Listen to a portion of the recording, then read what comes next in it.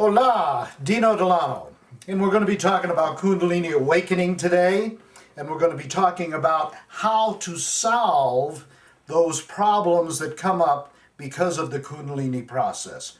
Problems such as the burning that often happens on people's bodies. I had a lot of that. Or sometimes sleeping for days. When I say sleeping for days, mostly sleeping. Very tired, down, depressed even in some way. Also feelings of craziness, feelings of what's wrong with me, maybe I'm going insane, and so forth. Right? All of this that takes place during the Kundalini process, some more than others. In other words, what is it inside of us that is reacting with this process of a natural energy, a natural flow of life force that makes us feel and respond in such a way? Because I get questions on this, by the way. I get people that email me or contact me through YouTube. And they say, hey, I'm going through this and that and so on. And I'll respond and I'll say, take a look at your beliefs. And they respond back oftentimes, no, it's not my beliefs, it's this energy. And I'll say, take a look at your beliefs. No, it's not that. Yes, it is that. That is the main reason that people go through a horrifying time because of this energy. I'm not saying that's the only reason. I'm saying that it is the main reason. Think of your body as an expression of your beliefs, because your beliefs are not just in your head. Your beliefs are in every cell in your body. Every 50 trillion of those cells carries the image of what you think and believe consciously and unconsciously. Now, why am I saying unconsciously? Because a lot of what you think and believe is unconscious to you. Things that you got as a child, for instance, attitudes from your parents, attitudes from the people around you that maybe distorted areas of reality and so on. Those become also a part of your underlying belief structures and responses to life.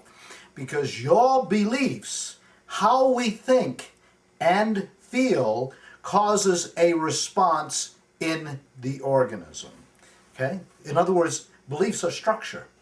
They create structure. In other words, another way of saying it is that you are the mirror of what you think and believe in the world.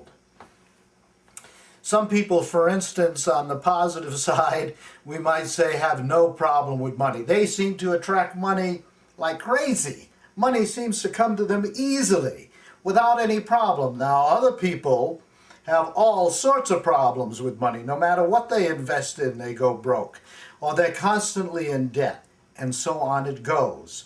Other people, for instance, love comes easy. Relationship comes easy. Things seem to flow smoothly in that particular area of their life, right? Other areas now may not be so that way. Other people, no matter what relationship they get in, no matter how great the other person seems to be, it doesn't seem to go right. Somehow or another, they always undo themselves in the process, what we think and believe. Kundalini is a unifying field of energy. Unifying means that it brings things into harmony. Whether you want to believe this or not, is that our planet works in perfect harmony with the structure that it has, not only the nature structure, but also the structure of the species upon it. Am I saying that our thoughts and beliefs actually affect the climate, actually affect how the planet responds? Absolutely, yes. Yes. I mean, global warming is an absolute picture of our behavioral belief structures, because most of our belief structures are dysfunctional. And I'm saying, and it varies with the individual, obviously. Okay? Some people are way more in harmony with life, and some people are very dysfunctional with life. As that energy begins to flow through, because that energy is like electricity, energy flowing through the neural passageways, sending signals and holographic images. Now, if those images are out of line, so to speak, are out of line with the flow and the movement of nature, you're going to have some problems, as I did, and many of them. So if you will begin to examine, take a look at your beliefs, and let's talk about that, right? We're saying they're dysfunctional. Let's create a dysfunctional belief. How many of you out there are defensive? When you're driving your car, how defensive are you that somebody's going to run into you? How often are you screaming at other people? So on. How defensive are you about money, being in a relationship, in a partnership with other people? How defensive are you about what's going on in the world? 9/11 is an example. Or that the Russians are after us. When I was a kid, the Russians were after us. And then pretty soon it was the Iraqis that were after us, or Saddam Hussein, and so on. Because obviously the administration invented a reason, but that invention took hold easily, not particularly effortlessly necessarily, but easily in a sense, because we are already defensive. Here's another good defensive structure. You were born with original sin, or God is watching. When you die, there's going to be a record there, and you will pay for those sins. The law is going to get you. Cancer is going to get you. A disease will get you. How do you think pharmaceutical companies do so well in the process of being multi-billions and billions of dollars with all of their fear advertisement and so on? Flu season's coming. Yes.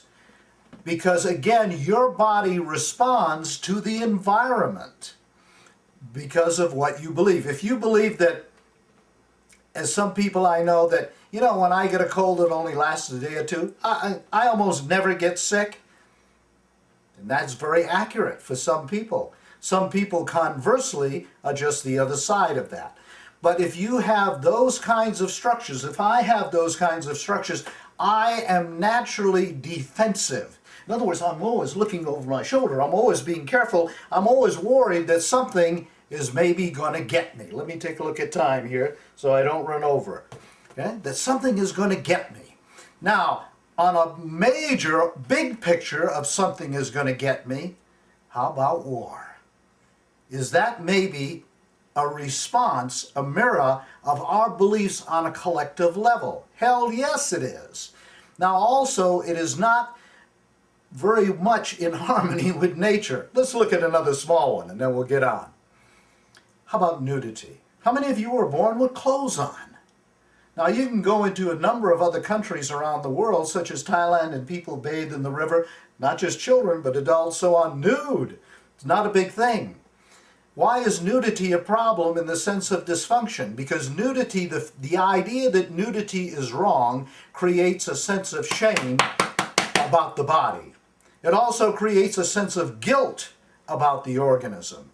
Now here you are, opening up to all these brand new, wonderful energies, and you wonder why you're feeling so shitty. Very simple. Because what you believe and the source of energy that is coming through are not one in the same in that sense. In other words, those beliefs, those ideas, those attitudes that you have are dysfunctional. So if you're going to go through this process, if you're thinking about it or you're already into it, then you need to examine and do something about changing the structure of your beliefs. I have a book out which is called The Seeker's Journal. You can find it on coolzenhealing.com.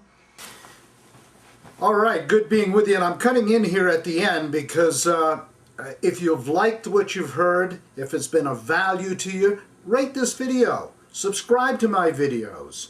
Also, if you have any questions, I'll be glad to answer anything I can for you. Go to my blog spot, dino-coolzenhealingblogspot.com. All right, good being with you. We'll see you again sometime. Take care. Dino Delano.